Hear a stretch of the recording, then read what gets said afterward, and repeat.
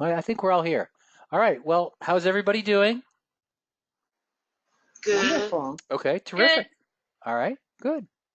Any questions for me about class, about last week or Blackboard or whatever?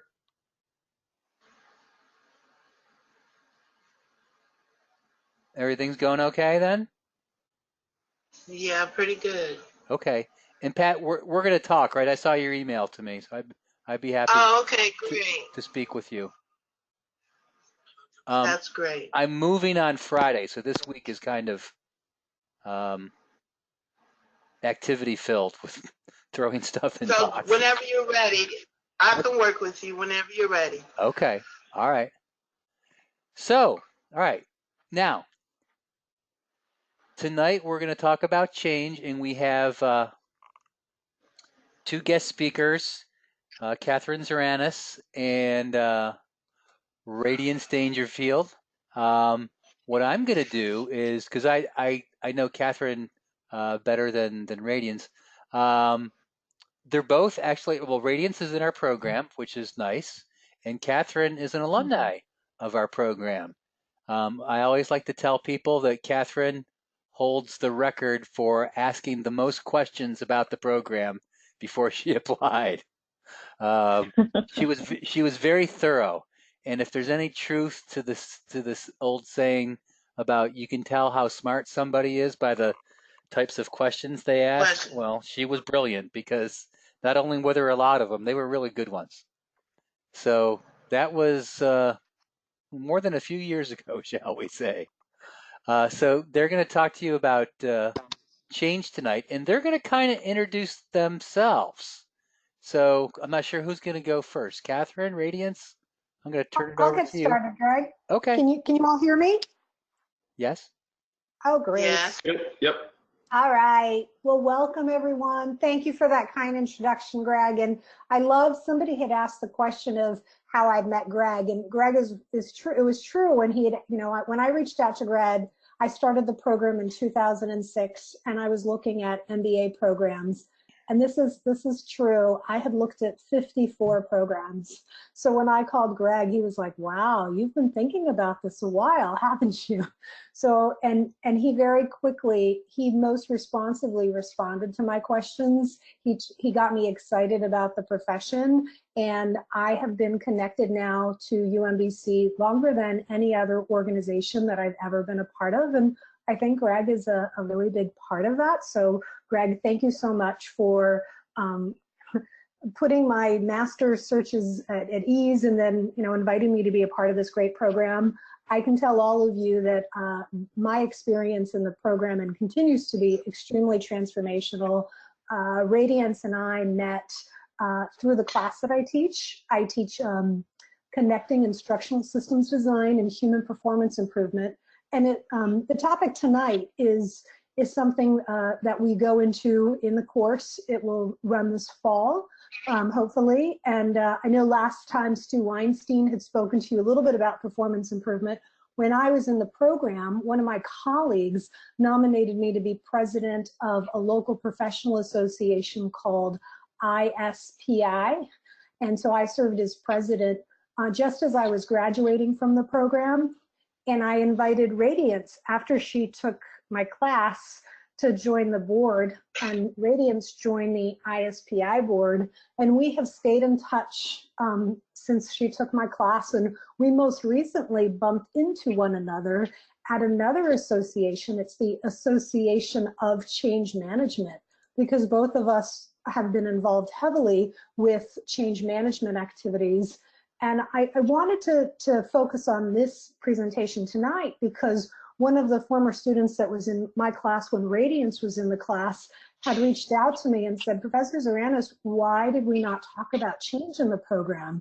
It's such a big part of what I do." So when Greg invited us to speak, I realized this is every opportunity I have to introduce this area to students in our program. I do so largely because of the feedback that I've gotten from other students and the kind of work that we're all involved in. So I'm excited to spend this time with you all sharing something that is really current, really relevant today. and to be able to do this with Radiance. Just a few things about myself. So having finished the program, I was working for somebody who was focusing largely on federal training, and in 2012, so 12, I started my own practice, PerformLink LLC, and we, our core business is instructional design, but we also do quite a bit of consulting in the performance improvement area, largely focused on, I guess because I'm located in the DC area, associations and the federal government. The federal government does more instructional design than performance improvement. The associations in the area are always reaching out to me to help them with performance improvement and performance consulting work. And so I have the opportunity and will share with you specifically some of the use cases where we use this framework that we're going to share. So tonight, when Radiance and I connected, I realized that she brings to the table another change framework that I really wanted to learn more about, because I had heard about it and I knew she had gone through a program, and I said, oh, even this is terrific, because it's a beautiful complement to the ADKAR model. So it's an opportunity. So Greg and I will get to learn from Radiance. And then Radiance said she really wanted to learn about ADKAR. So she's here to learn this other framework. And we're excited to be able to share with you a program that brings two frameworks together to really support the individual on the cognitive side and on the affective side. So Radiance, I don't know if you want to share a little bit about your background. Sure. So hi, everyone. My name is Radiance, and I am currently in the program. I'm on my very last class, and I've been in the program for quite some time because I've taken a few breaks. But I'm excited to graduate by the end of this year. I also went to UMBC for my undergrad. So my career, my undergrad training was in secondary education and English literature, but my career has taken a couple of interesting turns. When I first graduated, I was not licensed to be a teacher, so I had to find a job, and I started out working as an HR assistant, and then was able to, through applying for a different job and impressing one of the panelists, get a position to start the workforce development program for a company, well, a nonprofit called the Living Classrooms Foundation, which is in Baltimore, but it's also in DC. And so through that, I was able to start a program to help at-risk youth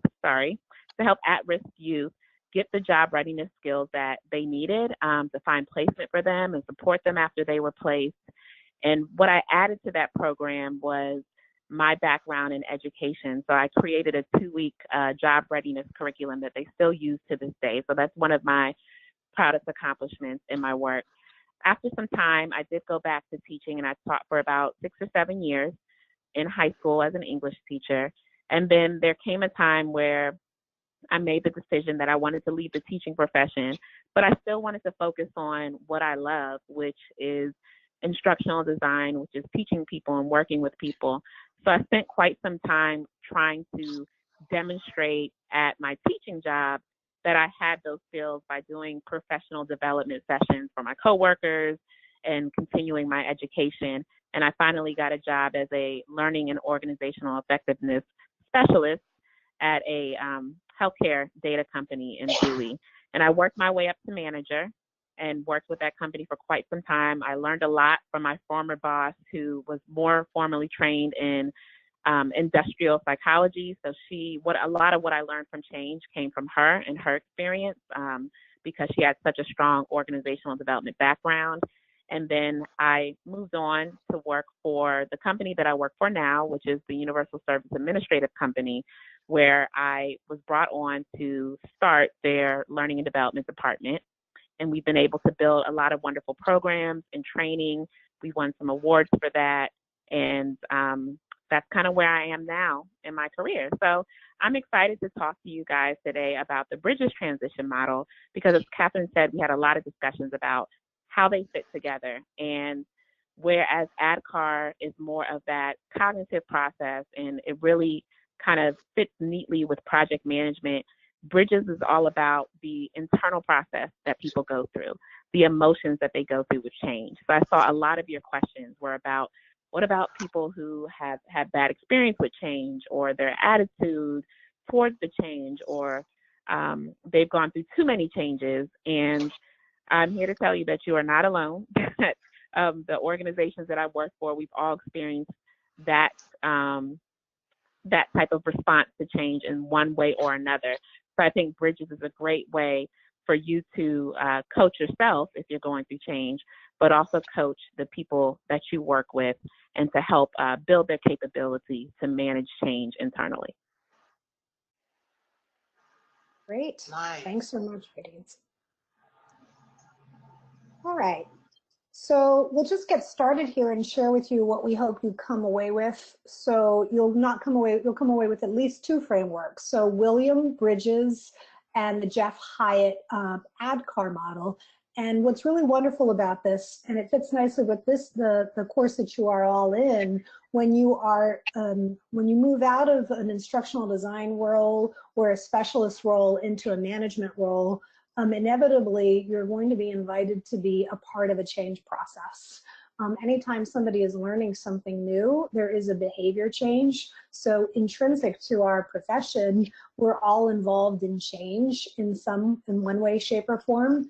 And Radiance and I talked about how sometimes it shows up in the work that we're doing, either as an instructional designer or a learning professional, or a manager or an external consultant. So we'll touch on that a little bit, and then we'll also share with you how you can tell if an organization is change ready, if they're ready for this change. There's going to be a readiness tool that we're going to share with you.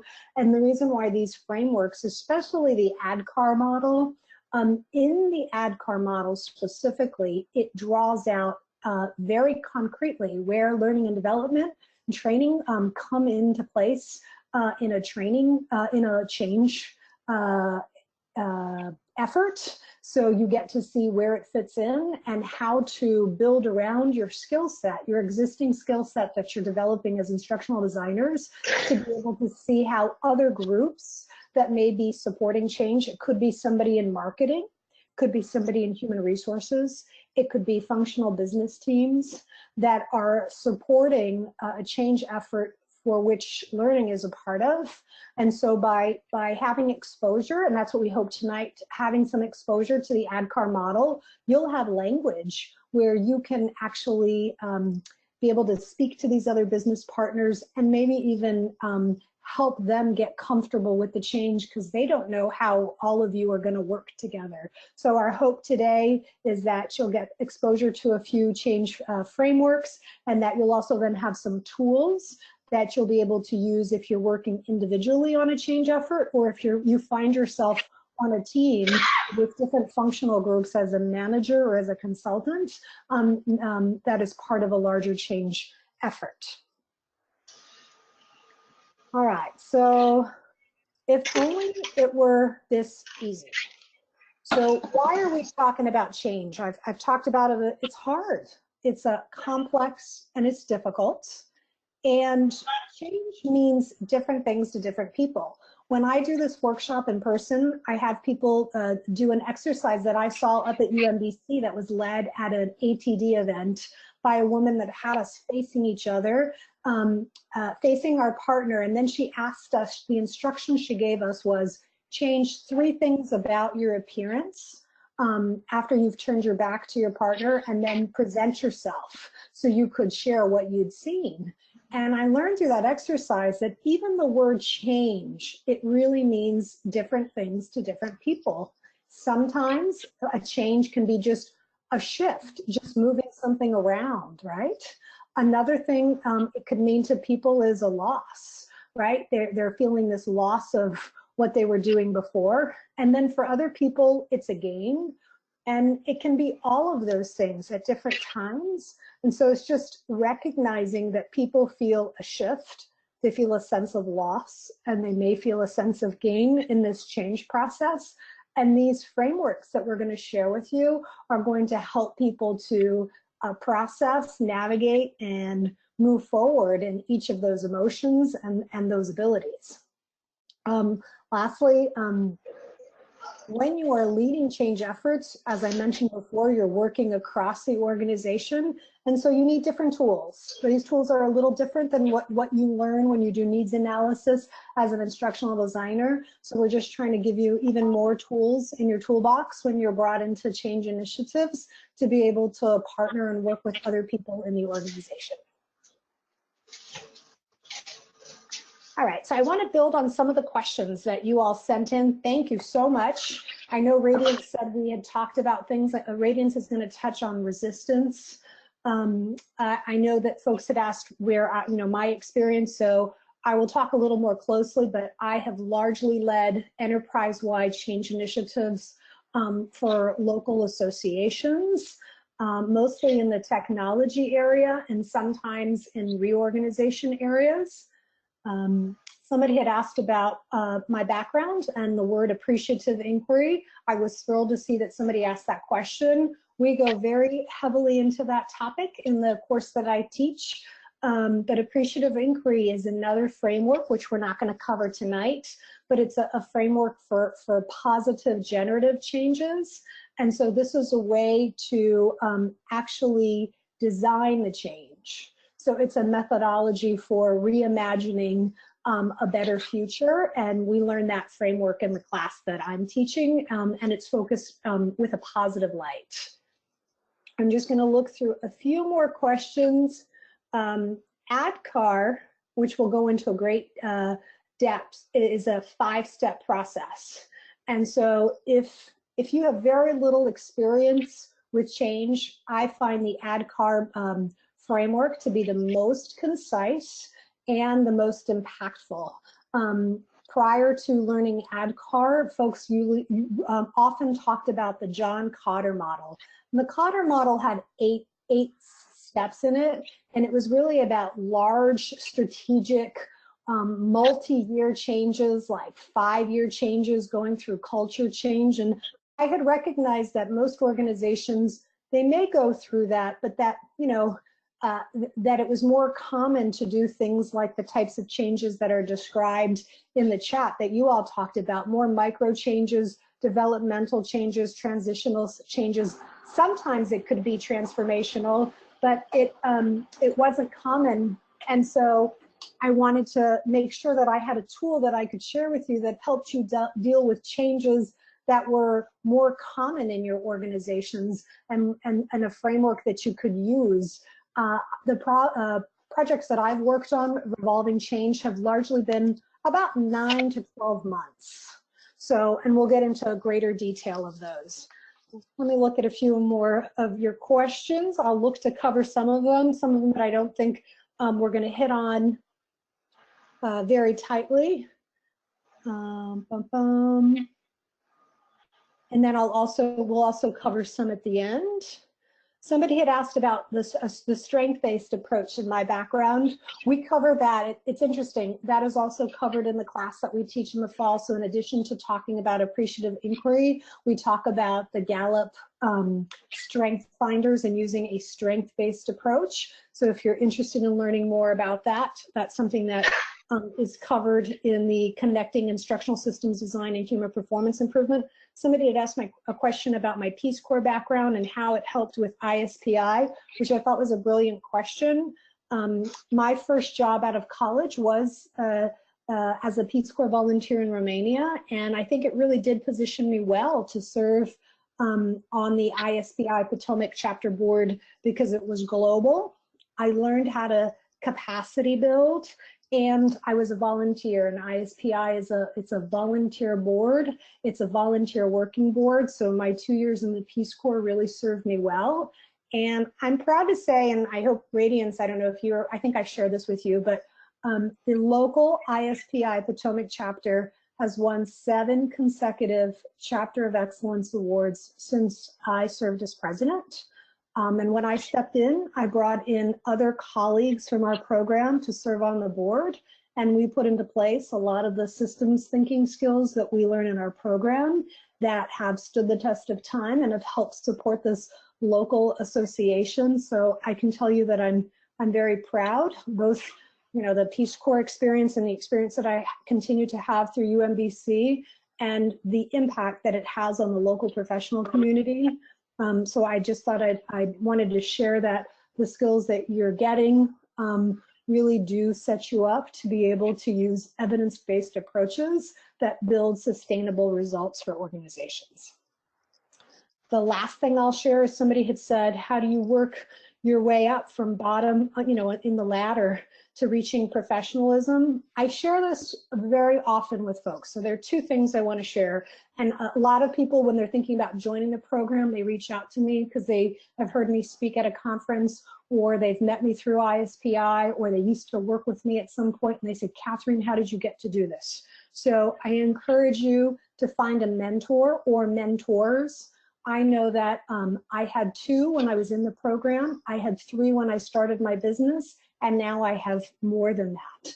And I also mentor others. So having a mentor, somebody who's not your supervisor, but somebody that has been in a role that you're interested in going into, and having that person coach you, advise you, right, on some of the things you could be doing professionally to help position yourself for that next role is invaluable. In some organizations, there are formal mentor programs. In other, if there isn't one, I recommend that this is what the other thing that I say is that you join a local professional organization that's near and dear to you. I've been connected now with ISPI since 2010. I consider it my professional home. I go there because after being in grad school, I sharpen the saw in terms of learning. I meet other business associates who work with me on projects, and it gives me the opportunity to continue to provide public service through volunteerism. So find a professional organization that is near and dear to you, and volunteer your time, even if it's just a few hours. So you really get to meet people, and it's a deeper relationship. And then the last thing I'll share with you is something that a beloved boss, my best boss when I worked for an organization, had shared with me. And she said, if you're living in the DC area and you don't have a master's degree, people think you're asleep. So everybody on this call is working towards that goal, which I did too. And then she said, and then after you have that master's degree, you should be getting a certificate or a certification every couple of years, because that shows to people that you're current. So those are my 3 tips to people. Get a mentor, join a professional organization that is near and dear to you, get a master's degree, which you all are doing, and then continue to stay current and learning new skills, which is why Radiance and I bumped into each other when we were at another professional association on change. So with that having said, we'll begin tonight's presentation starting with the William Bridges model. I had told Radiance when I was working at the State Department, we were really into ADCAR. One consultant group area was into ADCAR, and another one was really into William Bridges. And Bridges was always the model that came before ADCAR because it helped with what Radiance had talked about, helping people process the emotions more so than ADCAR. And so we decided to structure this presentation where we began with the Bridges model to talk about sort of the affective side of change, and then we'll get into a more process side of change when we shift from the William Bridges model to the ADCAR model. Radiance? All right. So would you be able to advance the slide, or perhaps maybe Greg? Oh, okay, great. So when you think about change, people have many different reactions to it. And people often have many different reactions to it. And sometimes, even if it's a welcome change, it can create some discomfort, and it can create a lot of associated emotions. So that's what we're going to talk about today. And we all know that when people start out with the change initiative, they always have the best intentions, and they really are seeking to solve real problems. They're seeking to make the organization better. But the downside of change is that it can cause a great deal of disruption. It can cause distress, and it can have far-reaching impacts on the organization, even if it's a small change, if it's not managed well. So when we think about managing change, we want to think about the big buckets that people kind of start with at a strategic level. So a lot of times when you have a larger change that's happening in an organization, there's a lot of strategic planning that's going on. There's goal setting, there's roadmaps, all of these things to make sure that from that project management side, that the change is going to go well. And then there's a lot going on in terms of change leadership when you think of executive champions and, you know, who's going to lead that change.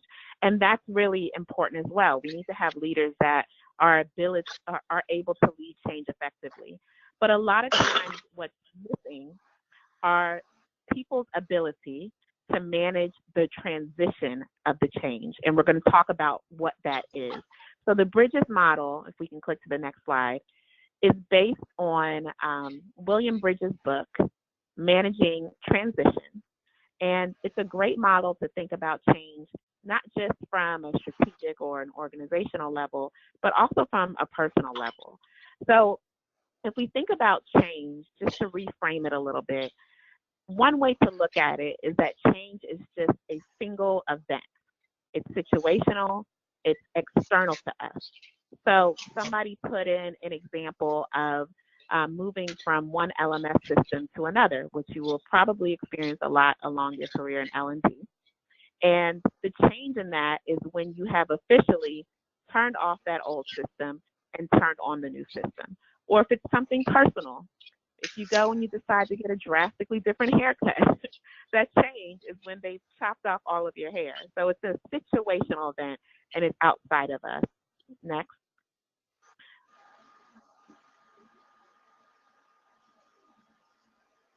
But when we look at transition, and if I could, maybe it'll be more helpful, Greg, if you could toss the controls to me. Would that take too long?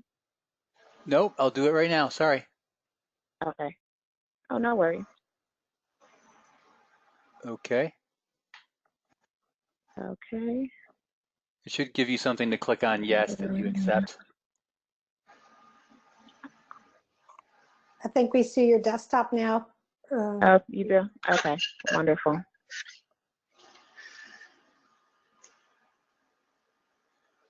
There we go.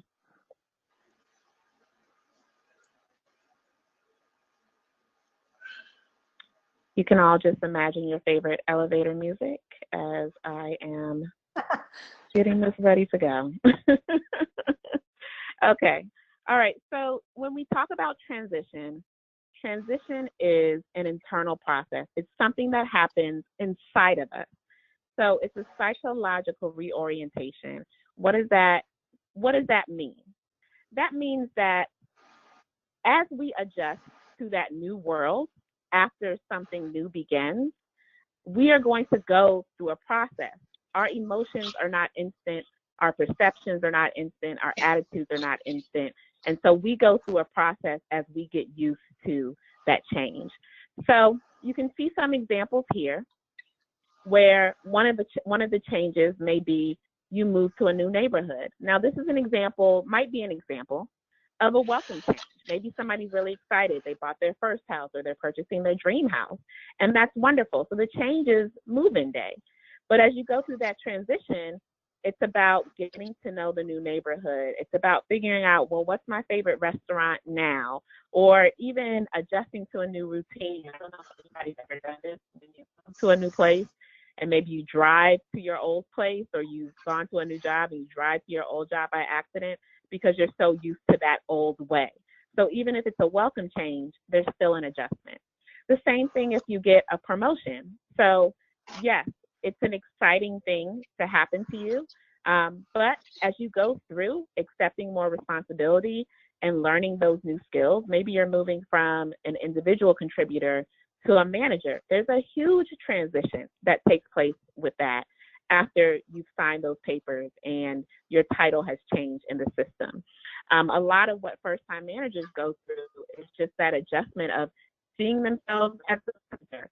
What does that mean? Their relationships with people changing, especially if they've been promoted from a peer to the boss. It's a very big transition that people have to navigate. And then the last one, which is an example that you guys submitted that we probably all experience as well, when you have new systems put into place.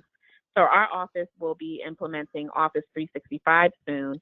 And Catherine, I had to chuckle because I see that we're now starting to use the ad card model, and they sent out some awareness emails just saying, hey, this is just coming. We just want you to know it's coming. If you have questions, this is the person that you speak to. So that's great once they implement Office 365, and I personally will be excited about that and welcome that. But there are things that go along with that from just a project management perspective, but also that emotional aspect as well. So as I said before, the transition is a reorientation. It's adjusting to the new world. And the Bridges model proposes that there are 3 phases that go along with that we all must go through in order to complete the transition. So the first phase is the ending. And that's when the old world has stopped. And people will go through myriad emotions as it relates to that. So if it's a change that is unwelcome or it's abrupt, a lot of people may feel anger. They may feel sadness or resentment. And as you think about some of the changes that maybe you've gone through in your organization, where people may feel that they were more negatively impacted than others, perhaps some of these emotions seem familiar to you. For some people, if they may be ambivalent towards the change and they just may not be comfortable with change, just that might be their disposition, or they may not fully understand it. So perhaps there's anxiety. A lot of people experience loss and fear when it comes to change. And if it's a welcome change, it could be excitement. So if you kind of look at the curve of the model, you can stay in that ending phase for quite some time, depending on the change and its impact on you, or you can stay in that ending phase for a short amount of time. So to use the example of having a promotion, that's obviously something that somebody probably worked towards and they're very excited about. They may not spend a lot of time in that ending phase. But then as they transition to the new phase is once you've moved past the ending. You accepted that the change exists, that it's happening, you process what you're losing. And then there's just kind of that weird middle zone. And I love the example of somebody being on a trapeze. So if you can imagine in your head, somebody swinging, they have their legs on one trapeze, and they're swinging to catch the next trapeze bar. You have to let go of the old bar to get the new bar, or else it's going to look a little crazy. So that neutral zone is that moment where you've let go of the old, but you're not quite in the new, and it doesn't always feel comfortable. And I think that what a lot of us experience as L&D professionals, a lot of times when we're getting pulled into maybe a change, maybe we have to do a training on it or design a training on it. If the company has not involved us at the beginning, we may be experiencing learners that are in that ending phase a lot, or perhaps in that neutral zone. So the neutral zone can be many different feelings as well. If you think about being suspended in air as a trapeze artist, you may feel a little disoriented or disconnected. There may be confusion, but it can also be a situation where people, maybe they wanted the old way, fully sure what it looks like. Yeah, we saw the email, we went to the town hall, but we still don't fully know what this looks like and what this means for us. So it could be impatience, or they're very curious, or they could be receptive. And I've trained a lot of managers on this model. And what I tell them is that this is a great area where you can coach your employees and you can kind of leverage what those opportunities are or what that curiosity is by really having a true understanding of what are they losing in that ending phase, but what are the opportunities that you can get them connected to. So the neutral zone is all about getting people connected. And then the final part is that new beginning. So when you get to that place where you just have that sigh of relief and you are comfortable and you feel like you have, you may not even remember what it was like to be in that old world. You maybe feel a renewed energy, or you feel an ease in terms of operating in this new world. So to use the example of a person being promoted to a manager for the first time, Maybe you finally feel like, quote unquote, the manager, right? And you feel comfortable giving that feedback and comfortable delegating to your employees, and you have some confidence in how you go about your job. So that's the Bridges model, the 3 phases, but it always starts with that ending and moves through the neutral zone, which has many different opportunities in the beginning. And 2 things that I want you to take away from this are people move through these processes at different speeds, and they spend a different amount of time in each of these phases. So it's up to the person that is assessing themselves and perhaps assessing where other people are to take that into consideration. And of course, it's not a scientific formula, but it is helpful in understanding where people are as they relate to the change emotionally. So the ending is about letting go, getting closure, saying goodbye. The neutral zone is that in-between time, but it's also an opportunity for a clean state.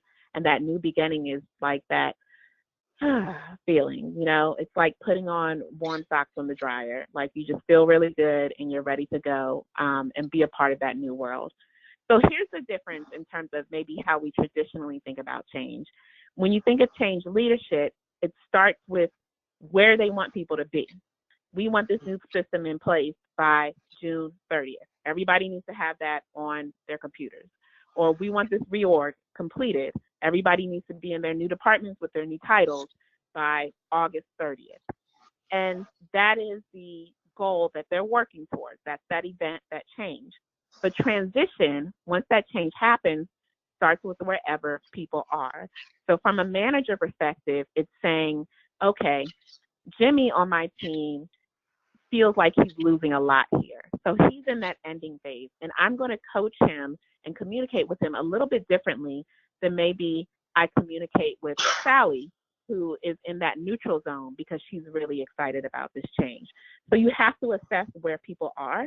It's helpful for you as an L&D professional because when you work with your business partners, maybe you're working with a manager who is requesting a training and they're giving you reasons for why they may want that training. It's good to kind of, as Catherine said at the beginning, anytime you learn something, it's a behavioral change.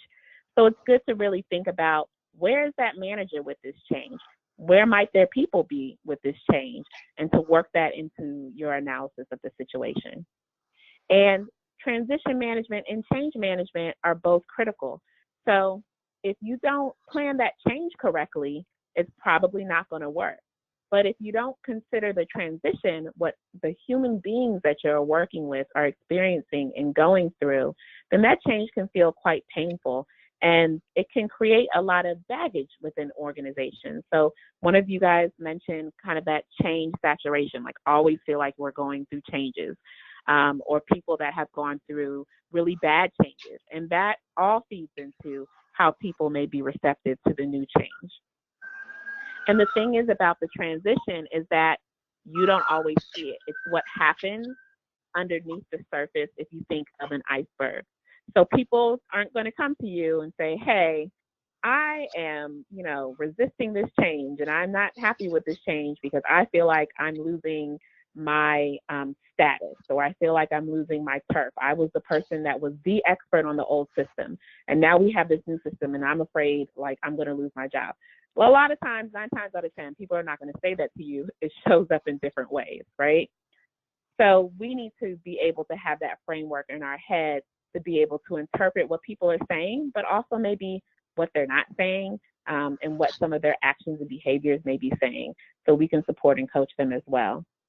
So when we think about resistance, William Bridges asserts that it's not always the change that people resist, it's the transition they're going through. Maybe their expectations are disrupted. Perhaps the person that was the go-to person on that old system had a career path in their mind. And once we went to that new system, perhaps they don't know where they fit in with that. And that speaks to people feeling their sense of security being threatened.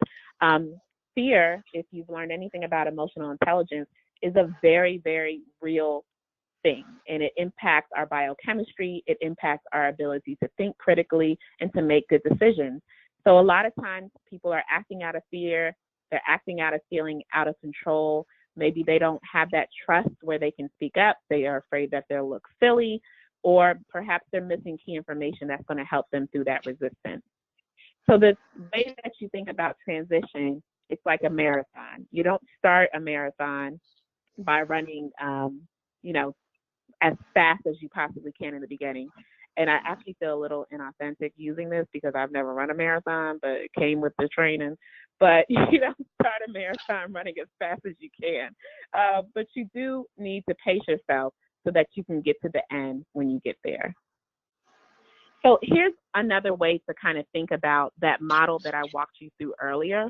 I tell people that at any one moment in time, so if you look at that arrow that goes down through all of the different models, people can be at a different phase in the Bridges transition model.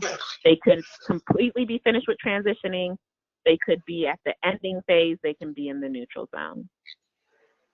And just like people can be at a different phase, your group can be at a different phase. So another key point is a lot of times senior management, the CEO, the board of directors, they're always going to be in the new beginning because they've been planning this change for quite some time. They've been having discussions. They've been making those decisions. So they've probably gone through that process themselves. And so a lot of times what people are feeling when they're resisting the change is that they haven't had time. They haven't had enough time with the logic behind the change or the decisions behind the change to go through that process themselves. And so different teams, different organizations, different stakeholders can be on different parts of the change at the same time. So now that we have gone through this, we've developed a case study. Catherine and I have had a lot of conversations about what we've experienced in our career in relation to change and what it means to be an L&D professional. So I'm going to take a second to read through this really quickly, and then I'd love for you guys to think about it and just throw out some ideas for how you would approach it. So I think it's really important to think about not only what you would do and what you would do right away, but now with this new knowledge, what would you avoid doing and what might you consider doing? So in this case study, you are the manager of the L&D department for your company, and an HR business partner comes to you that supports IT, and they ask you to deliver a training to help the software development team that just went through a reorg.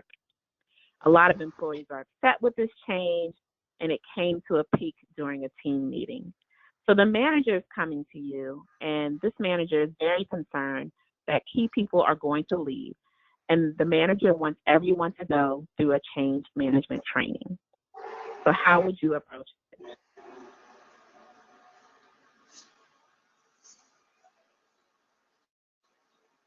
And Greg, do we have to unmute folks, or can they unmute themselves? If they've muted themselves, they can then also unmute themselves. I will unmute people. Okay, great. I can say something. Okay. I think that instead of doing it as a team meeting, they could break up the key people that they think are going to leave and have a meeting for them to try to bring them on board of why they would need this software. Okay, so a one-on-one approach with the key people could work instead of making everybody go through a change management training. Good point. Thank you. Anyone else? Where do you think the manager may be in this Bridges transition model? Well, I kind of have an idea, and I'm not sure if this exactly answers the question, but earlier you had mentioned that training is not always like the immediate solution. And here, I don't know, I think that might be correct, and you might have to do some additional steps before figuring out who really is appropriate to take this training, kind of like what was suggested before, and then determine who actually would have a positive experience in a change management training, and then who would just feel more more anxiety because of this training, even if it was a positive one. Absolutely. So that's a great answer, because one of the things I tell my employees all the time, and I've had to learn the hard way, is that training is not the answer to everything. And if you always kind of take on that request for training or position yourself to be an order taker without really doing that analysis or looking at it from a systems perspective on what things would help make this change successful, which Catherine does teach in her class, the HPC class, but I've learned that in her class. If you're not able to do that, you can dilute the brand of your department when you're assigning training to a problem and you're not solving the problem to be solved. So I think that's a great answer to think about. Do we really need training for this?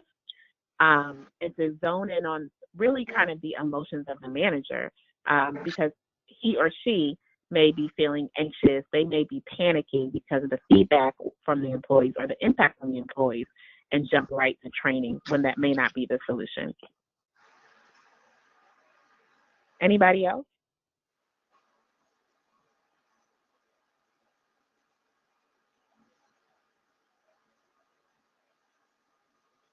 Okay. What about the key people that he thinks wants to leave? Where would you place them on the Bridges transition map? And I'm just going to click back to that right away so you can have that in your mind, to the one with the emotions on the page.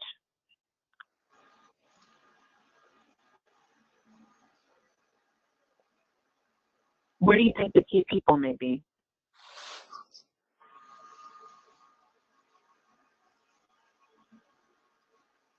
More or less in the neutral zone where they're disconnected. Absolutely. So they could feel disconnected if they're, if you think they're trying to leave the organization. They could be in the ending zone where they could be angry or, be feeling resentment about the change. So one of the things that you can use this model for is a way to formulate your questions and ask your manager.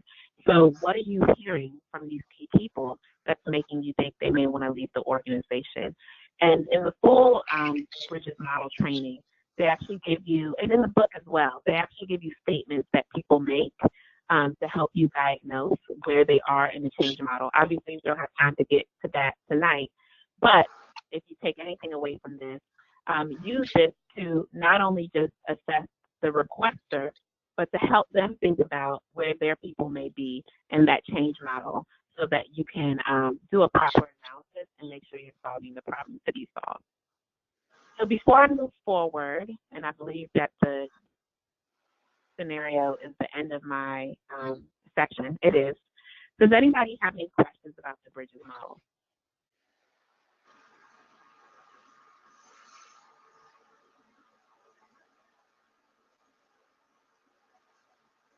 Okay.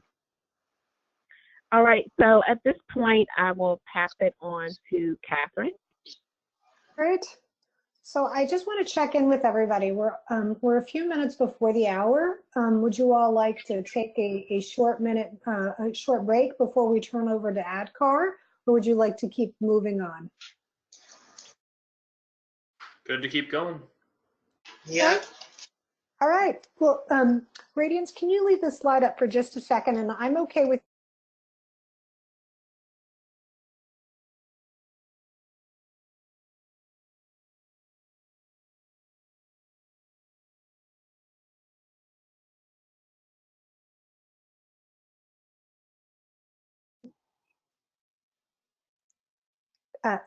Radiance. Okay, so we will, this slide is really nice in that it overlays the Bridges model with the Jeff Hyatt ADCAR model. So if you look at the orange boxes running along the bottom of the slide, you'll see awareness, desire, knowledge, ability, and reinforcement. And the first letter of each of these words is the acronym for ADCAR. So we are going to move into building on the Bridges model into a methodology, a 5-step process where you can work people through this process. And Jeff Hyatt, Jeff focuses on the people side of change, right? So, and what I love about this is even though we're talking about the people, he has a process that you can use to help move people through this process. I like it for a few reasons. I shared at the beginning that there are 5 steps, and I believe that if you can remember it, then you'll use it. So I love this model for that reason. I also like it for our program and the work we do, because if you look at these middle boxes, knowledge and ability, you can see, right, where we are usually brought into a change management effort. And sometimes people have shared the things that they did before they got to the learning and development aspect. And then sometimes they haven't shared that. They don't share with us if they've done any of this pre-work, any of this awareness and desire work. Many times that's work that a communications group or a marketing group within an organization might work on. And that's when I said to you, when you're working across an organization on a change initiative, you may be working with folks in other groups, right? And so there are times as an L&D professional that people will think of you as the change management person because they appreciate that learning and development is part of the change. And so, and you can see it's a pretty big piece of this. They come to you. So I will get asked as a consultant, people ask me, how do you know you're working on a change activity? Many times people don't come to me and say, Catherine, can you help us with change management? They'll come to me and they'll say, I need help with a learning and development issue, right? And then when I start to ask them these questions to find out where they are in their change process, I realize that nobody has done any awareness building. Nobody has built desire for these folks. So I realize if we just jump in and start doing our ISD process of doing a needs analysis, which is where the knowledge piece comes in, that the training is not set up for success, right? And so there have been times, and I had told Radiance, where people will come to me as the learning and development professional, and I will create this roadmap for all of the stakeholders using the ADKAR model, and then they'll ask me to just do the awareness piece, and they'll hire somebody else to do the knowledge and ability piece. And how do you know? One of the questions was like, how do you know that they're ready for this? Or what are the signs that a change management approach is needed?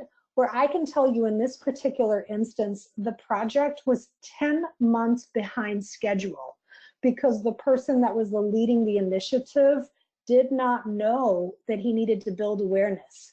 He just wanted to, so this particular effort was a laptop transition project where the entire organization was going to be moving from desktop to laptop. It was about 650 employees.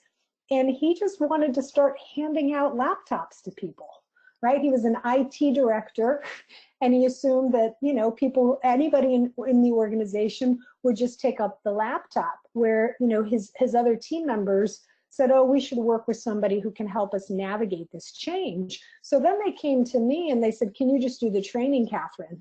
And so if I didn't step back, right, and ask the questions of, well, have you prepared the organization for this change? Who knows about it? So we spent just 4 months preparing the awareness piece.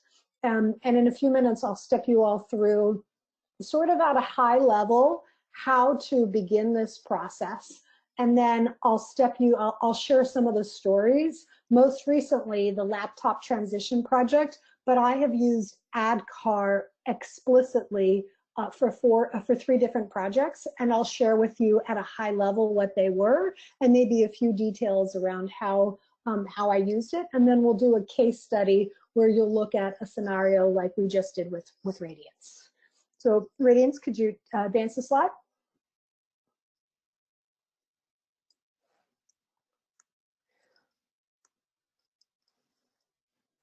Forward, maybe the next one, keep going forward. Catherine, do you want me to give you control of the screen? Yeah, maybe that'll work, Greg. Okay. Thank you so much.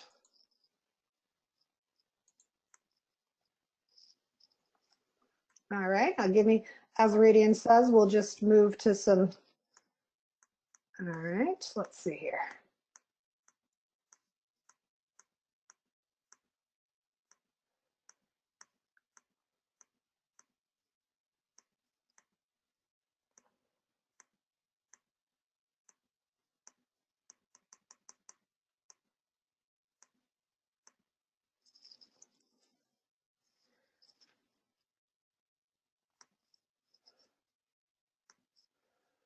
Okay, so a few things about ADCAR. There is so much information available on how to use this program. I first learned about it when I was working at FDA, the Food and Drug Administration. I learned ADCAR through an executive who was tasked with a change effort, and she said, I would like to use the ADCAR model that I've learned in my leadership training, and I had never heard of it. So I had an executive teach me this model, and she basically had said to us, we are working on the awareness piece. And then after I had that first initial experience, I went to another client site, and I realized they needed a system, a method like the ADCAR method, because as I shared with you, the executive did not have a plan. They were 10 months behind schedule, and they were afraid to actually take a step. So we'll go through this more specifically. So we said A stands for awareness. And in the awareness stage, you're thinking about creating the reasons for the change. You're really trying to communicate within the organization why the change is happening. And we'll go into greater detail how you do that. The next stage is the desire stage. And this is where you're really trying to get people to engage and to participate in the change so that they don't feel like the change is happening to them, that they are a part of the change, that they have a voice in the change, and you're trying to share with them what the benefits are of the change so they can let go of some of those negative feelings and those feelings of loss, and they can begin to focus on a future. We'll go into greater detail about some of the things that you can do to create desire for a change. This stage, the next stage, everyone on the call is probably the most familiar. This knowledge about how to change, this is what we learn in our program, and we do so well. And many times in a change management effort, this is when we're brought in. As an instructional designer, this is where the front end analysis happens. And you figure out, you're doing your audience analysis, what they know, what they need to know, how they need to learn it. So all of the skills that we develop in our ISD program really help with this knowledge about how to change. And this next piece, the ability to realize or implement the change. This is really about, if you think about the ADDIE model, the knowledge stage is usually the A and the D, so the analysis and the design, right? And then the ability is more of the development and the delivery. So we get invited, and this is where you can overlay the ADDIE process to this ADCAR model, and you see what we do really comes into this knowledge and ability opportunity when somebody is asking us to take on an event. And then the last one is the reinforcement to ensure that the change sticks. So what are the things that an organization or a leader or manager is doing to make sure that folks are not going back to the old way of doing things, and they're reinforcing the, the successes around moving towards a successful future. And so we'll look just along the bottom. Awareness, this is where you're really sharing and communicating the business need. Design is really like the concept of design over the entire program. Knowledge, I've shared with you, this is where the ADDIE model comes in with knowledge and ability. And then reinforcement are all the things that happen afterwards, mostly celebratory and mostly messages where you're sharing with folks these milestone and successes where people feel really excited about this new beginning that Radiance talked about in the Bridges model. So let's take a deeper dive into each of these areas, each of these elements. So we said the A is the awareness of the need for the change. Okay, so how does the person perceive this problem? And then who's delivering this message? This is why, as an independent consultant, at first I will come in and I'll say, am I really the person that should be communicating this awareness? And they said, yeah, you know, you're a neutral person. You have no, if it's a change that impacts the entire organization, they'll oftentimes ask me to be the person to deliver it. But we will oftentimes sit in meetings where we're just trying to figure out who is the right person that should be sharing with the group that this change is happening. At the awareness stage, you know, you're trying to mitigate any misinformation or rumors that are happening around the water cooler. So this is why you're working with other people in the organization, because you want everybody communicating the same message and you want it to be consistent so people are not getting bad information. So you want it to be very clear. It's very important to share the reasons for the change, with them to people. Why are we doing this change? How is the organization going to benefit? How are you going to benefit, right? So that people are aware of why the change is happening. And then Radiance had talked about this, the current state, right? So if they're at this ending state, you're trying to really appreciate and meet people where they're at, just as they begin to embark on that transition. So at this awareness state, you're really trying to hit on all these things. And at the end of this presentation, I will share with you a link that the Jeff Hyatt's organization has. I can tell you he's very generous in the resources that are available. There's a free ebook that gives you tools and resources for doing each of these steps. And then he has templates that you can use, right, without going through a certification program. There's also a certification program, but if you're just trying to try this on and you're, you know, somebody tags you to do something that's change related, you have access to these resources. So I'm just going to step you through this. This is just the A, and you're trying to build awareness.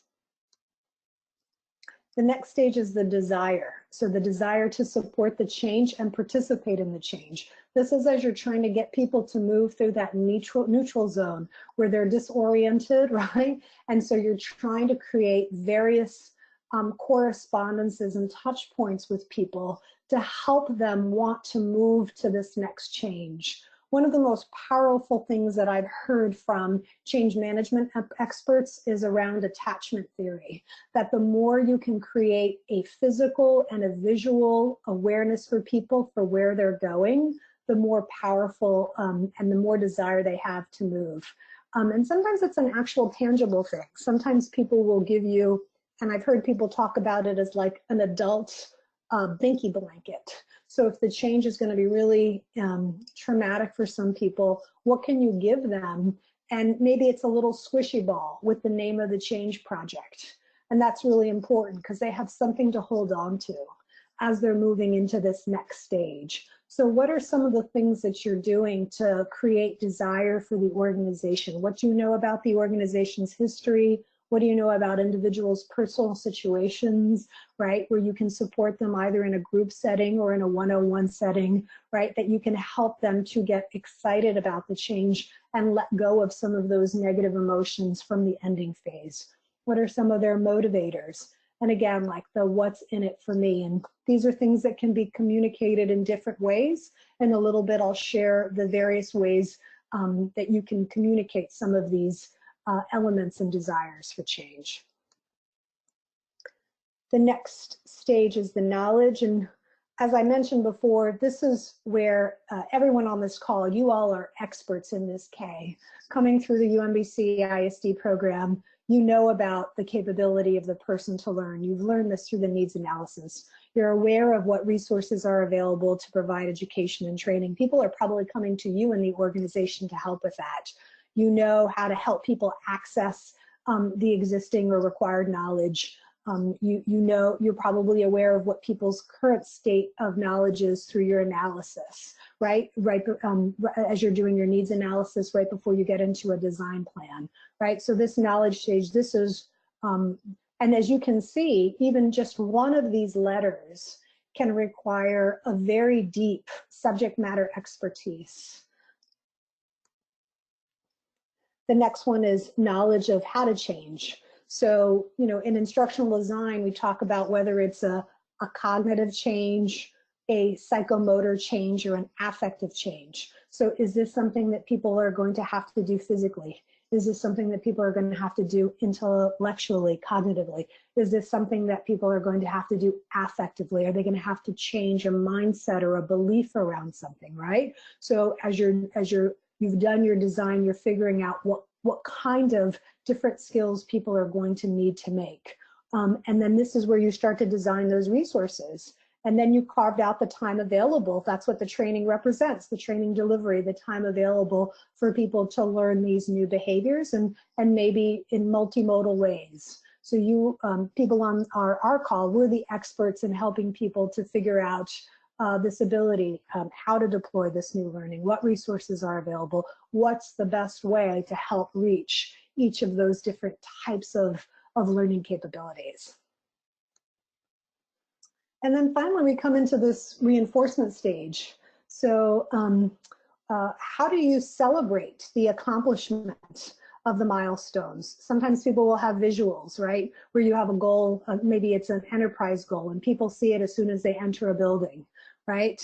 Or maybe you set up consequences for people to, you know, if they revert back to a previous behavior that, you know, they feel inclined to try to move into this new state. Or you create an accountability system that reinforces people to do things differently. And so you just try to make it meaningful. I try to focus, you'll know my style, and those people that know me, I'm the one that tries to give people motivators to moving. I'm not the person that usually creates the consequences for bad behavior. I like to reward people for moving through a change, but sometimes both are needed, right? Sometimes in organizations, bad behavior is rewarded, and that's why people don't continue with the change. So it's an acknowledgement and a recognition, so you get people to continue to move forward to doing something differently. And this is where I had said, well, you know, it was important for me for this class with Greg to share a framework like this, because many times we're brought in to a change effort. We don't know it. We know that we're the learning and professional development professional, and we don't know how we're supposed to work with other people in other groups. If you're managing the training function, you know, you're working with an executive or a business leader in a business unit, or in a school, you can be working with a different organization, right? That is bringing this request to you. And I love this framework because you can see very clearly where our role fits in. So I think that it's a really wonderful framework for us as learning and development professionals to be able to work with other people in the organization and to help them know where we fit in. Because a lot of times, and you'll get this now, the longer you have this master's degree and you try to describe what you do, you know, you can spend a lot of time trying to educate people on what you do. And this little model, at least in an organization, can very quickly help you share with people where you fit in. All right, so what are some of the ways that you can do this? So some of these different stages will get communicated in face-to-face meetings, just as it came up. It can be in group meetings, it can be on one-on-one meetings. Sometimes some of the activities are going to be emails. They can be things that are posted in an intranet. They can be executive presentations. They can be training and workshops. They can be project team presentations. They can be update to bulletins. They can be video conferences or demonstrations. So I just wanted to give you a list of things as you're just trying to maybe create a skeleton of a project that you're thinking about, where ADKAR might be used, where you're thinking about some of the channels that you might use, right, to communicate some of those various steps in the process. And I shared with you that Jeff is extremely generous. So if you go to this link, and we'll share these slides with you afterwards, you will get a treasure trove of resources that Jeff Hyatt has associated with change management. I also wanted to just share this resource, this Association of Change Management, the DC chapter. I am not currently a member, but this is where I bumped into Radiance recently, like a few months ago. And this particular association offers its members a discount for getting certified, not just in this change model, but in other change models. So it may be something, excuse me, if your organization has a budget, or as I shared with you, when you finish your master's program, when you're trying to stay current in the field of getting certificates or certifications every other year, it might be an association that you look to obtain a certification specifically around change. All right, so I'm going to talk to you just a little bit about where I have used ADKAR, right? I said there were 3 projects, and I'll step you through how, I started to talk to you about when I was at FDA. My team was brought in. They hired a group of 4 instructional designers because they believed we needed to do training for President Obama had passed a piece of legislation called the Food Safety Modernization Act, FSMA, and they wanted food inspectors to have a change in the way that they inspected food service establishments, where they were not coming with a checklist of gotchas and a write-up where they were closing down food establishments, because there was a belief that that actually was leading to a public health scare rather than to a public health an increase in standards. And President Obama wanted food safety inspectors to show up as educators, where they were working with food safety restaurants, educating them on how to be compliant. And the belief was, by having the gotcha mentality, right, that food establishments were hiding practices because they were trying to avoid punishment. And so he believed that if food safety inspectors were trained to educate folks to help them to become compliant with the code, that there would be, fewer cases of the spread of disease, of people that were trying to hide poor practices for fear of losing their license. So there were 800 food inspectors who had been operating in this sort of gotcha mindset for decades. And we were tasked with trying to help them implement FSMA. And the first 8 months that I was there, even though we were instructional designers, we were helping executives to create the awareness and the desire stages for these food safety instructors to want to be trained in how to come and do safety inspections in this new way. And the strategy that this is where I learned ADKAR, we hosted a series of webinars that prepared people to know about how this change was going to happen, when the change was going to happen, why the administration was moving in this direction. And that's when I realized, wow, this is really powerful. We're talking about a major shift, a total new beginning. And this is when I first learned ADKAR. I've been doing work with the American Association of Medical Colleges since I started the practice. And oftentimes I get invited to help with, I've probably done more than these 2, but these are the 2 projects where I very explicitly used ADKAR. So I talked a little bit about the laptop transition project, where there are about 650 employees, and they were all moving from having desktops to having laptops.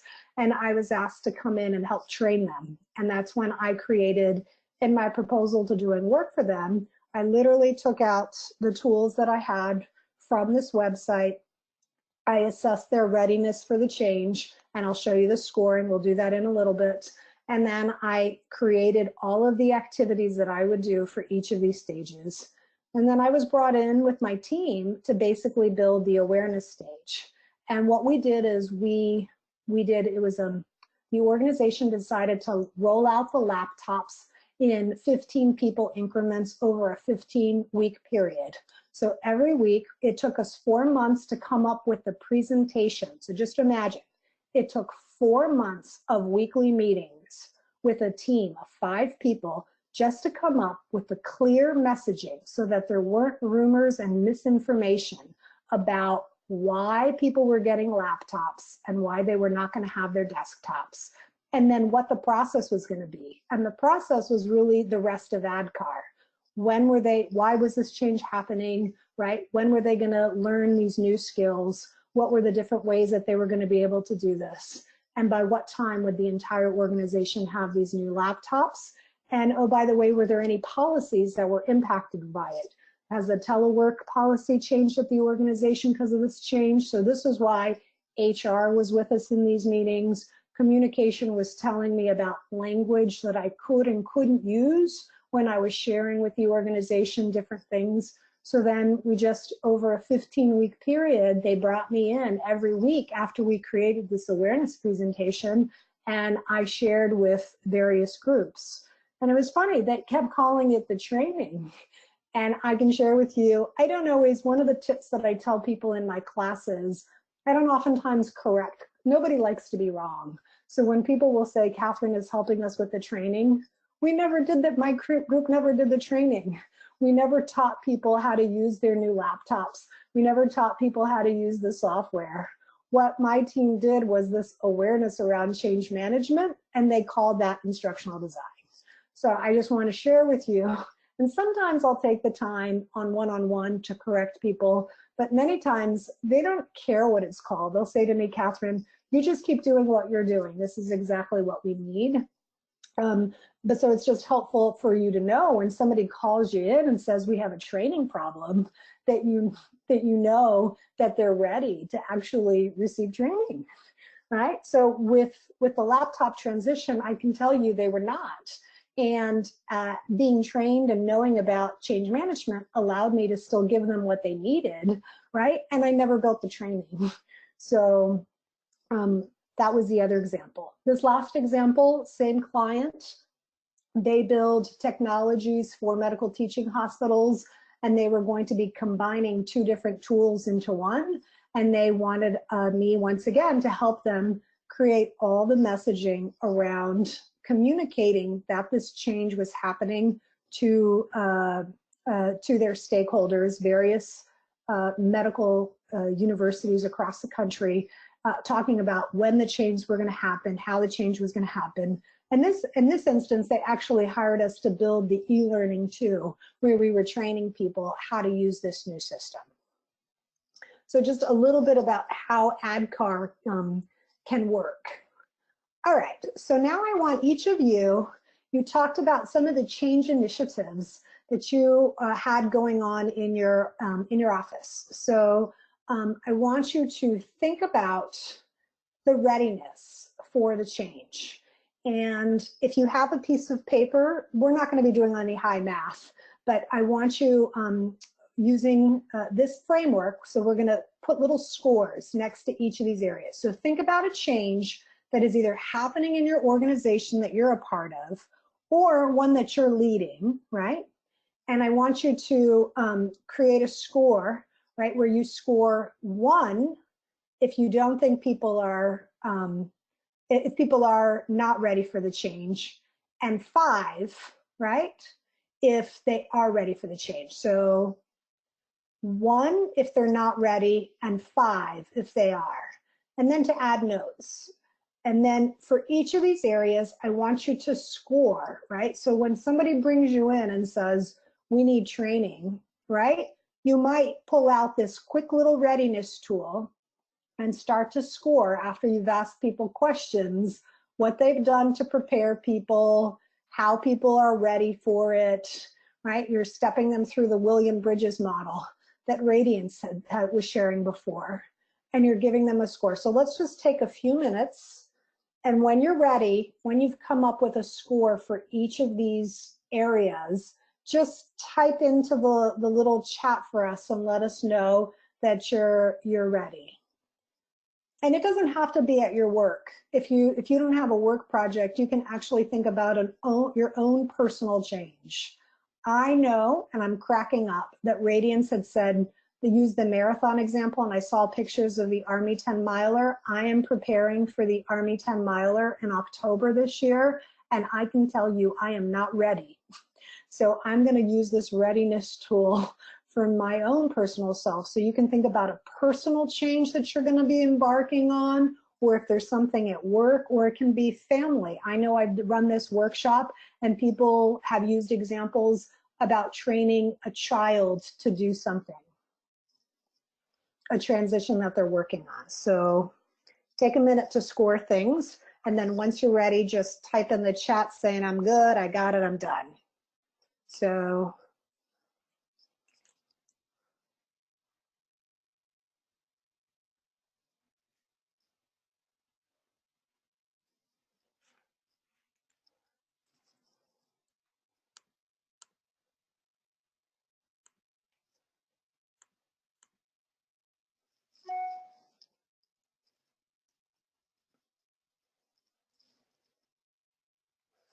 and for anybody that finishes early, I'll invite you, I'll just go one slide back. I'll invite you to look up this website, this www.prosecchi.com ADCAR.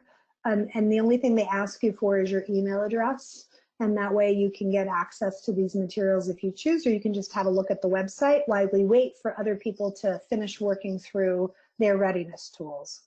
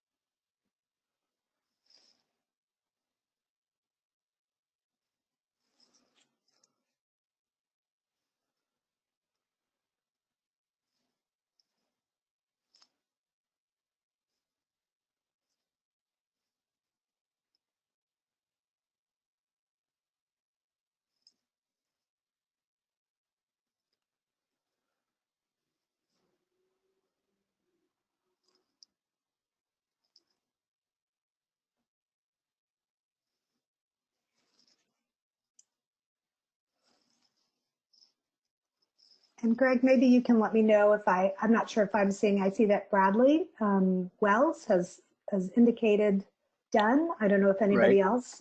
Heather has said she's done. Great.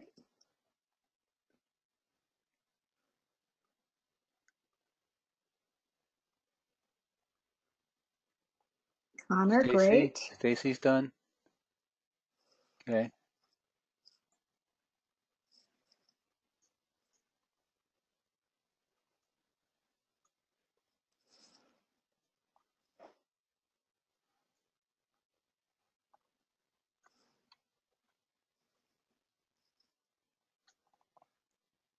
Catherine, there's storms in the area, and a couple people I think were knocked out on their power and then tried to log back in. Just to let you know what's going Okay. on. All right. Why don't we take another minute to wrap this up? And then as we're waiting for people to, ooh, look at this. Okay, so you got a score. Um, as you're looking at this, I want you to mark or highlight the areas where you have 3 or below, right? So for those that have finished, look at the areas that you've marked 3 or below.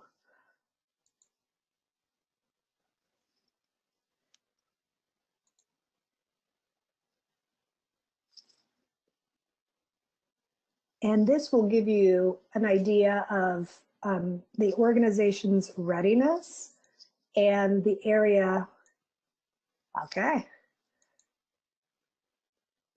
And you'll notice that people can have knowledge and ability about something, but they may not be aware or have desire. So this will give you an idea of where to start. Somebody had asked, how do you know where to start in the change initiative? And this particular tool, you want to look at the things that had 3 or below, and that's where you know where to start. What you need to start thinking about first and helping whoever is leading this change initiative an area of focus.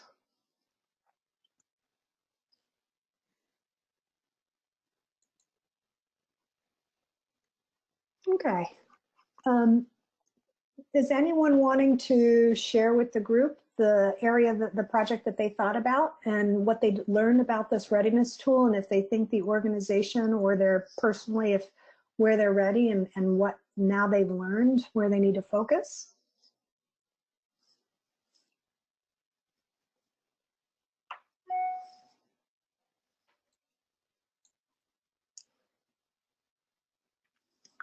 All right, well, so I'll share with you all, since I talked about the Army 10 miler, and I didn't even have this idea in my head before we started, but it was Radiance's wonderful presentation that got me realizing that as I thought about my readiness, I realized that I actually have knowledge and ability in the running piece, but I don't have a whole lot of desire to start training. And I don't really have a lot of awareness about how the event actually works. And when Radiance had that picture up, I realized that I have twos. I don't know where the event starts. I don't know how many people usually sign up for this event. I don't know the actual track, like where people are running, where we start and we stop. I do know that I need to maintain a 15-minute mile, right? So I realize I have some awareness, some research that I have to do. And I was so focused before tonight's call on, getting the right shoes, trying to figure out like the best training program for this. And I realized that I have other sneakers and I can probably improve and I can start running, but it's probably a good idea for me just to basically learn a little bit more about the event. And in terms of this readiness tool, this little exercise helped me realize, and it will probably get me more excited to start running once I learn a little bit more about the Army 10 miler. So now that I've shared mine, I don't know if anyone else, I don't know if you want to raise your hand or if you just want to type into the chat like, yep, I'd like to share something.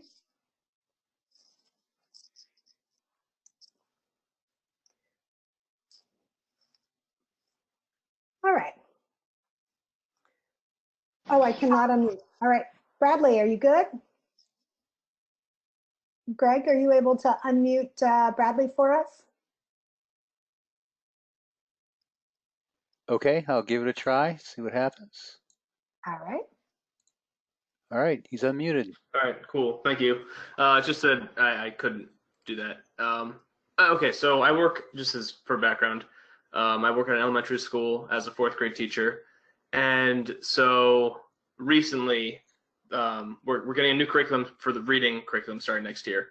And for the A, I put a 5, but I feel like that's kind of a misleading score because over the course of the school year, like rumors were coming out, so awareness like slowly built up in a very negative way until the official announcement. The scores below a 3 were desire. I put it a 3 because there's a split on whether or not this new curriculum is better or necessary. The K, we're at a 1 because knowledge is, we know the name of the new curriculum, but we have no formal training on it. We haven't received the materials yet. So that's a 1. It's as low as it can be.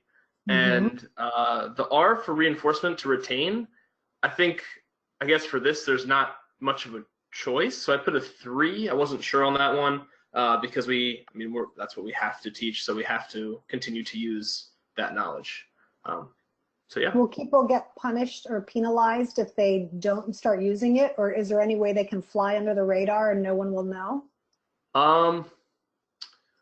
I really don't think there is a way to do that because we plan as teams, and I'm sure someone could figure it out to do it in their classroom, but I think that information would get out pretty quick and they would definitely be in some trouble. Okay. Great. All right, Heather, you said I got a 15 on mine. My project was to get back. Thank you so much for sharing, Bradley. I hope that this helps you now realize the area that you want to focus on with this. Yeah, thank you. All right. Heather, I got a 15 for mine. My project was to get back into the gym workout routine for at least 3 times a week. I have an awareness of the need for the change for my health and knowledge about how to change, but low on the desire to change and probably not much reinforcement for change. My family schedule makes it hard for me to get into the gym after work. Okay, so Heather, thanks for sharing that. What are some of the desire elements that you can be building into this change process for yourself that can help you to make this change? Is there a buddy that you can work with? Is there a meetup group? Is there a fun class that you love to go to? What are some of your intrinsic motivators that you know will get you super excited to do this?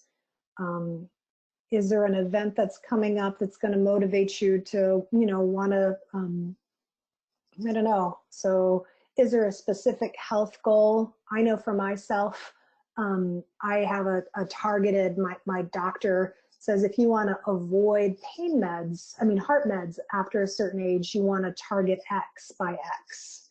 Is there a goal that you, like a measurement that you can know so that it can kind of get you excited and aware? And I don't know if we can unmute Heather's line, Greg.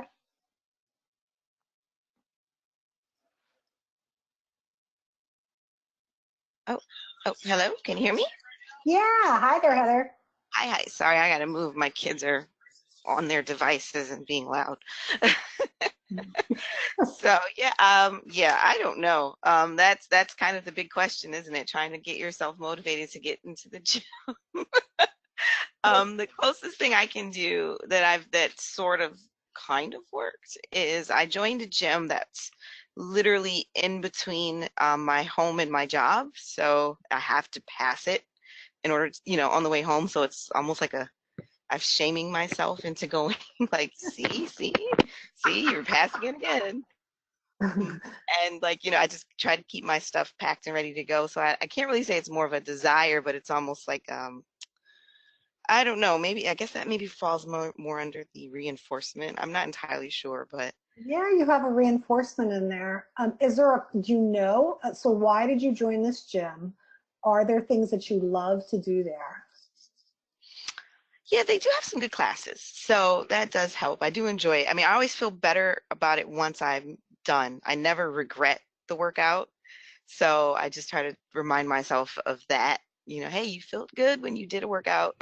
I've also got one of those, just a calendar. And, I forget what the term is where you put an X and, for every day that you do this thing. And the idea is to break the chain. So. Oh, okay. I forget what it's called. There was a term it's a big fancy term for it, but that's basically what it is, So it's a lot of so I don't know. Sorry. I kind of took the whole thing off you're talking about like organizational change and I'm talking about trying to lose weight. So sorry. No, I took it off on a way different tangent. That's totally okay. I had somebody when I was leading this workshop talk about, trying to get her son potty trained. So you were talking about any kind of change, right? So a personal change, this is a perfect example. So Heather, thank you for sharing that. It sounds like trying to see progress for you. Having that feel good feeling. So like anything that reminds you of how good you feel after you've been to the gym, right? And then if you have something that allows you to see, it sounds like that completion and seeing that progress. So you want to have some visual cues like that. And maybe you include your family in this, right? Where they get to cross those X's. So they help you they reinforce in helping you with this change instead of being a barrier. Like, where have you been? Like you get them, help mommy get, at all these X's, right? So you include them in helping you, right, to be ready to make this change. Yeah, my kids definitely hold me to that. So yeah. Wonderful. Heather, thank you so much for sharing and good luck. Thank you. All right. So we have one more example that want to share with you. And this is an example. So I shared with you, truth be told, this is the opportunity for us to just practice using this framework again. I've completed a project at the State Department, and this was for their senior executives. They wanted them to actually learn how to lead change. So we were teaching them the ADKAR model. And as I shared with Radiance when I was there, it was a culture where people were really comfortable with talking about failure. They talk about failed projects.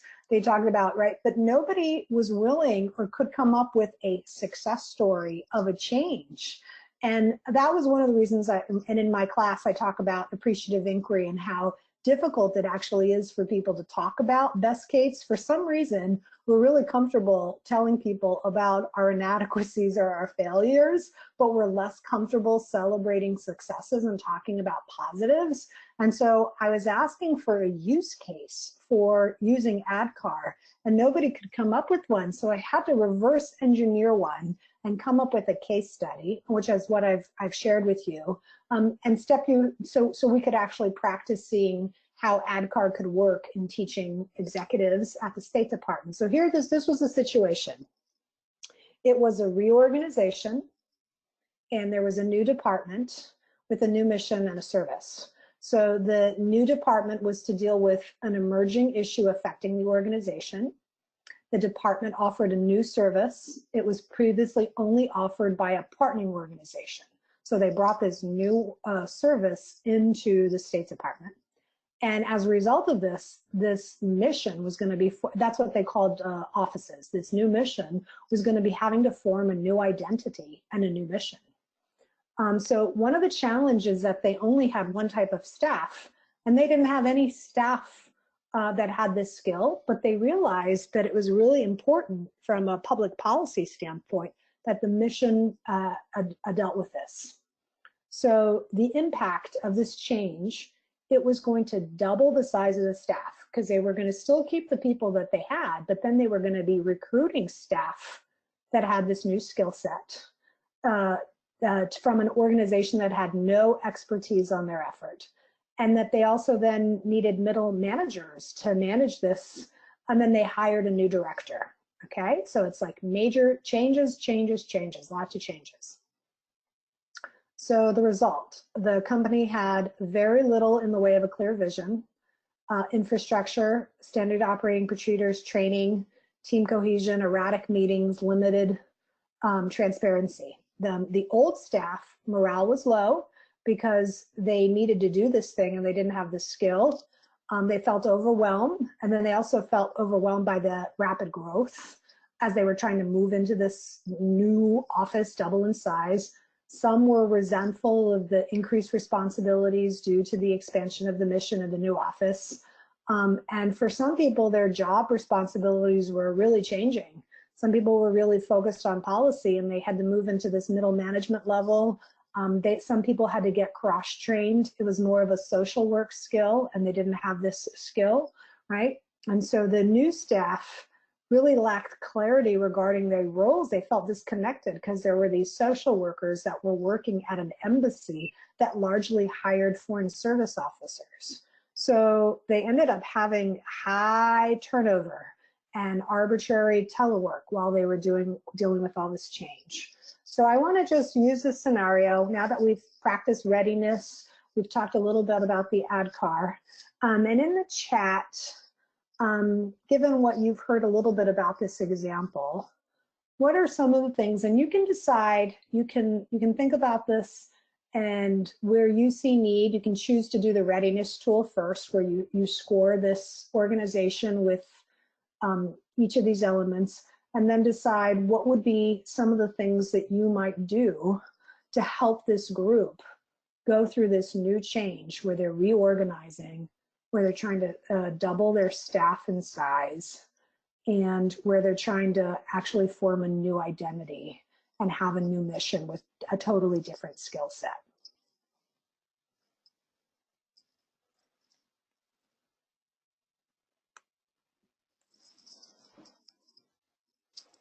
So I'll give you a minute to digest some of this. And then if you're ready, you don't have to wait for your line to be unmuted. You can just either write the letter A, D, K, or R, and then what is one thing you would do in each of those areas. And you don't have to hit them all, just whatever comes up for you.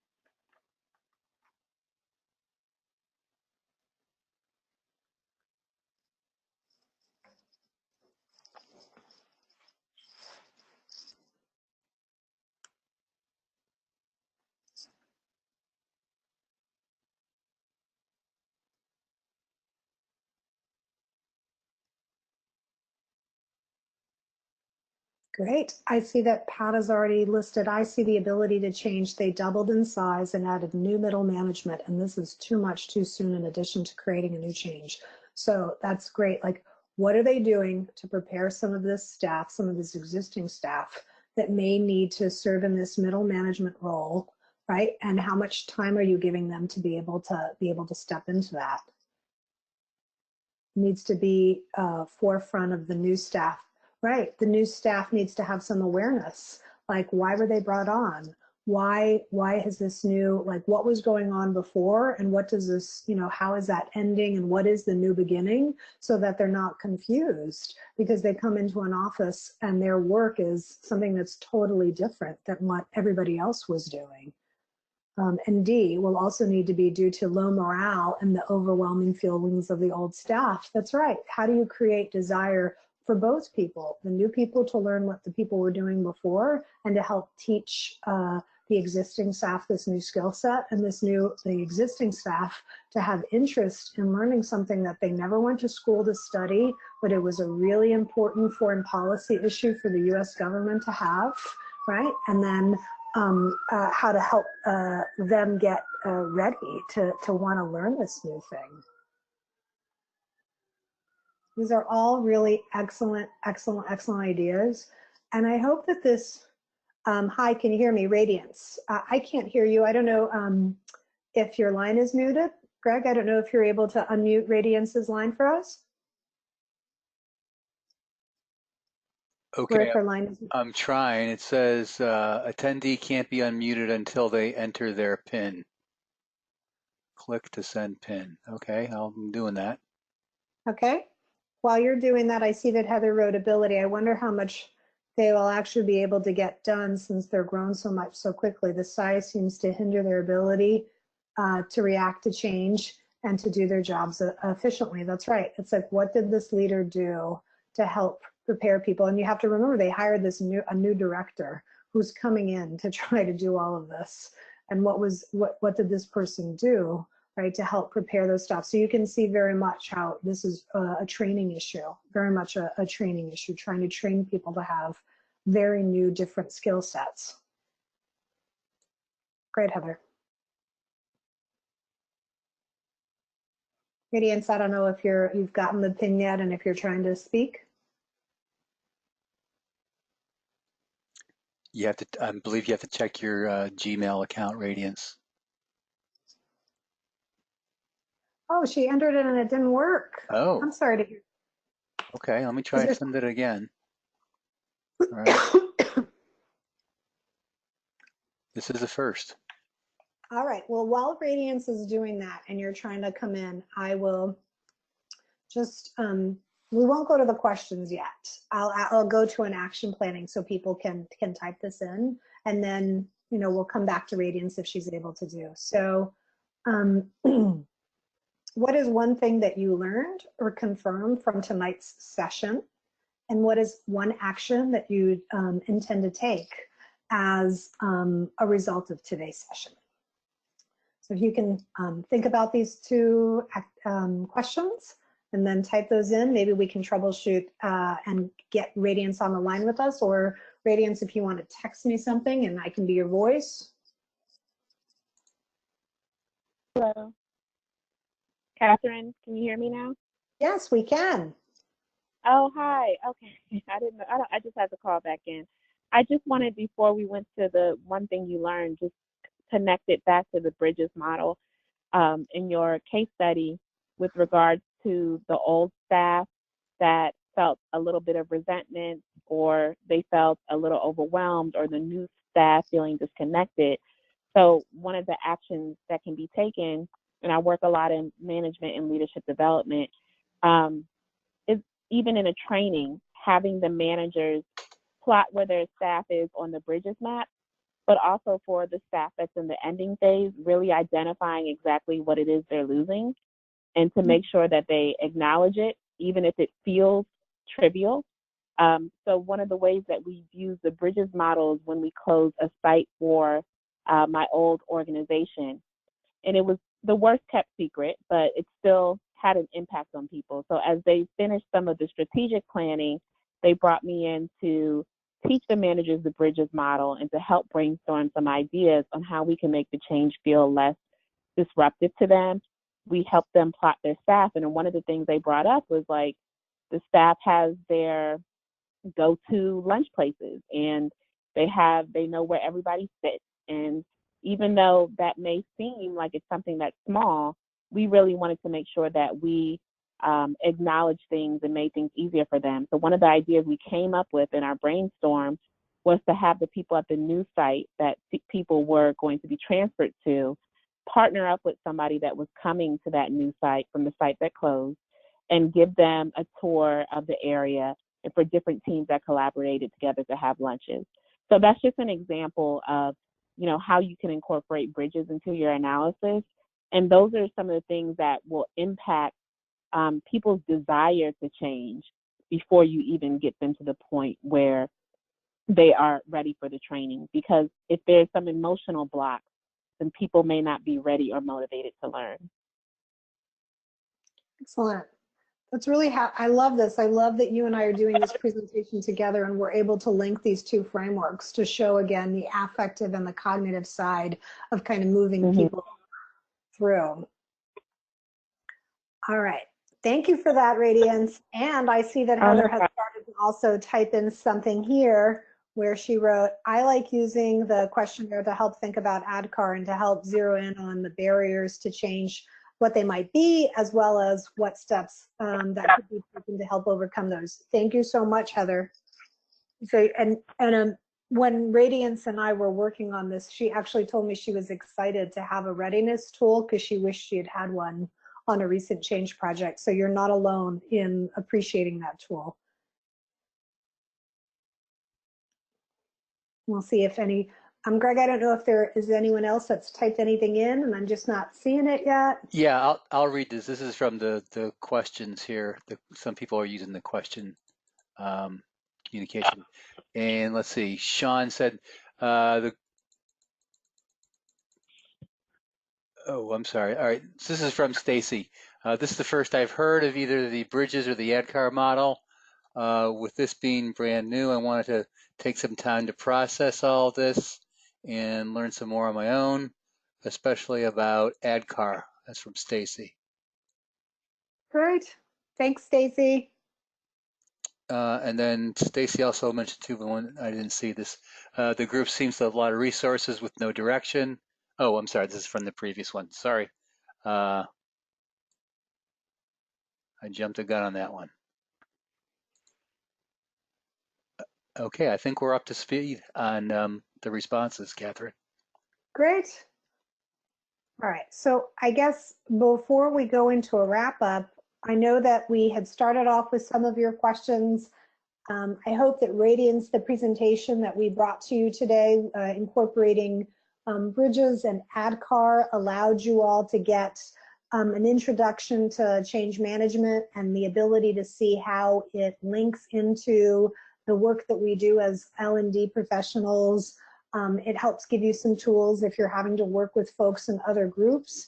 And you can also figure out both the emotional and cognitive ways to either move yourself through a change, or if you are working towards something, or others in your family or in your workforce through a change. Or if you're working with a leader who doesn't know how to initiate a change, you have some tools that you can offer somebody if they're needing some support. I share this with you. I had a former student of my class say, Catherine, we really should be learning about this in our program since a lot of what we do is change management. So I hope tonight you've gotten that context and that your questions around change. I wanted to just, if you had any other questions as a result of anything that we've learned, either related to ADKAR or anything else, feel free to type in the chat or ask to have your line unmuted.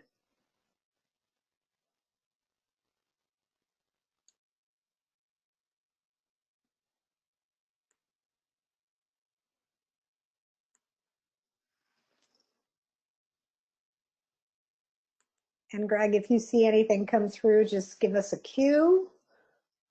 Okay. While people are typing those in, I will do a shameless plug again. So The class that I've been teaching now at UMBC runs in the fall. It's called Connecting Instructional Systems Design and Human Performance Improvement. We talk about things like the topic today. The focus of my course is to really help bridge, so it's really timely. You all learned from Stu Weinstein last week the kinds of things that performance improvement professionals are asked to do. So I provide frameworks for people where they're really figuring out what's a training and a non-training solution, and then some change, some methodologies that help people to move into a positive future. I also add in some leadership development elements because that is an aspect that's near and dear. In this next semester, I hope to incorporate some design thinking elements because that seems to be a big direction in our field. So if you're thinking about a fall class, and I know that the course in the future will have a new name. So if you don't sign up for it this fall, but you are thinking about it in the future, you might see it listed as a new name in 2020 that will be learning and performance technology. So I'll just pause. Okay. Did somebody have a question or a comment they wanted to share?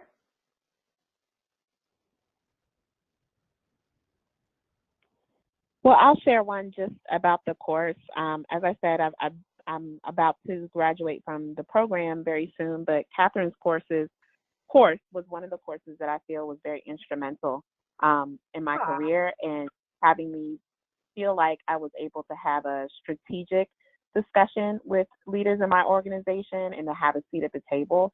To this day, I still use some of the tools that she introduced, such as 6 boxes, when I'm trying to consult with leaders about what role my team will play in supporting them and making sure that that all of the factors of the system are ready and in play for the training itself or whatever learning initiative we have to be successful. So I strongly recommend that you sign up for the course. I appreciate that, Radiance. No problem. Right. I know we have a few minutes left, so I just want to say thank you to Greg for inviting us to be with you all tonight. Thank you all for spending the time with us to learn about change. Radiance, I am so grateful that I bumped into you at a change management event and that we were able to do this together. I love learning about the Bridges model and sharing the ADKAR model. Greg, I hope this information is helpful to you as you navigate changes in our program, moving to, in the many changes. I won't even go into all of them. I hope some of this is helpful to you as well. It's very helpful. Thank you. Okay. And Radiance, I don't know if you want to share a little, anything in closing. I just want to say thanks, Catherine, for bringing me in. So she mentioned having a mentor earlier, and I can't speak strongly enough about that helping you in your L&D career because many companies do things differently. So at the very minimum, it's good to have that perspective. It only helps sharpen your craft, and Catherine has been a great mentor to me. And we both love to nerd out on all things L&D. So please feel free to reach out to us. We'll be happy to talk to you about these things. We could literally both have hour-long conversations about this. So feel free to reach out to either one of us on using the information below. And thanks, Greg, for having me as well. Well, I want to take this opportunity to thank both of you because I think it was a wonderful presentation. You got people involved. It was practical. You had good theory. It really, to me, touched on all the bases that you need to have a good presentation. So thank you very much. I really appreciate it. And this is, a good example of why I've kind of designed the course like I designed it, because you both bring so much to the table that, that I certainly don't have. So thank you so much. I really appreciate your expertise and your time. Our pleasure.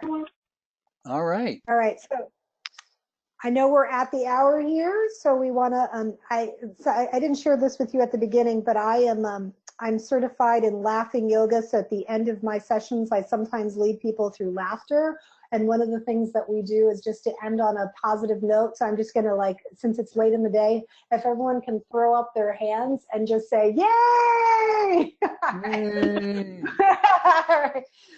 So thank you so much, everyone. I hope you have All right. a great Thank rest of you. the evening, and have a good night. Thank you all. Thank you. All right, everyone. Good night.